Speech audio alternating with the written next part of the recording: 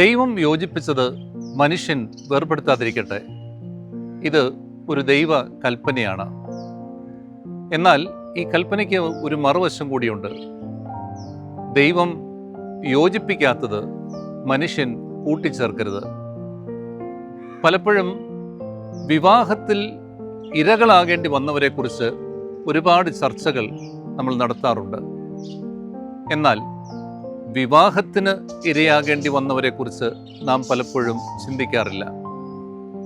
മനസ്സിൽ ഇഷ്ടമില്ലാത്ത, ദൈവം ചേർത്തതാണെന്ന് തോന്നിപ്പിക്കാത്ത വിവാഹങ്ങൾക്കായി കഴുത്ത് നീട്ടിക്കൊടുക്കേണ്ടി വന്നിട്ടുള്ളവരുണ്ട്.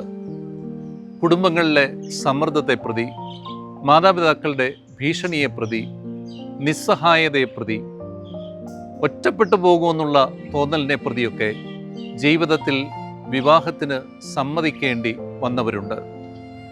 കൈപ്പേറിയ ഭക്ഷണം പോലെയാണ് അവർ വിവാഹം കഴിച്ചത്. പിന്നീട് അവരുടെ ജീവിതത്തിൽ ഒരുപാട് ശ്വാസം മുട്ടലുകൾ ഉണ്ടാകുമ്പോൾ സാരമില്ല, സഹിക്ക് എന്ന് പറഞ്ഞുകൊണ്ട് അവരെ അതിലേക്ക് നയിച്ചവരൊക്കെ ഒഴിഞ്ഞ് മാറാറുണ്ട്.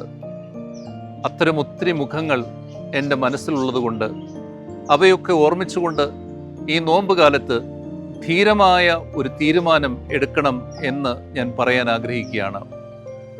ഇഷ്ടമില്ലാത്ത ഒരു വിവാഹത്തിന് ആരെയും നിർബന്ധിക്കരുത്.